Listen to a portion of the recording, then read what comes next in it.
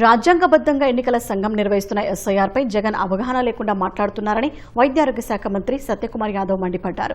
విజయనగరం జిల్లా రాజాంలో పండిత్ దీన్ దయాళ్ ఉపాధ్యాయ్ ప్రశిక్షణ మహా అభియాన్ కార్యక్రమంలో ఆయన పాల్గొన్నారు. జూన్ 5 నుంచి 21 వరకు మోదీ ప్రభుత్వ 12 ఏళ్ల విజయాలను ప్రజల్లోకి తీసుకెళ్తామని చెప్పారు.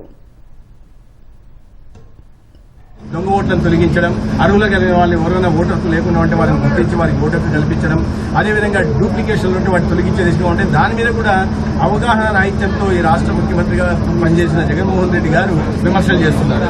చంద్రబాబు నాయుడు గారు 2,000 ఓట్లు దొంగ ఓట్లు పెట్టుకున్నారని, మరి మీరు వీరేం సాధిస్తున్నారుగా, ఎన్ని దొంగ ఓట్లు పెట్టుకున్నారో సమాధానం చెప్తున్నారు. అదే సందర్భంలో మమతా బెనర్జీ తర్వాత స్టాలిన్ ఎస్ఐఆర్ కారణంగా ఓడిపోయారని చెప్తున్నారు. అంటే చొరబాటుదారుల ఓట్లు తొలగిస్తే వారు ఓడిపోయారని మాట్లాడుతున్నారంటే ఇన్నాళ్ళు మరి ఏ రకంగా గెలిచినట్లు?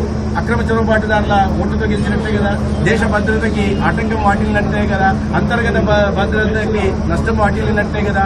మరి ఇటువంటి పార్టీలను సమర్థిస్తున్నారు, ఏ రకంగా సమర్థిస్తున్నారు జగన్మోహన్ రెడ్డి గారు? అంటే ఈ దేశ రక్షణ గురించి, దేశంలో ఉంటున్న ప్రజల విషయాల గురించి ఆలోచించే ఆ అవగాహన కూడా ఆయనకు ఉన్నట్టుగా కనిపించడం.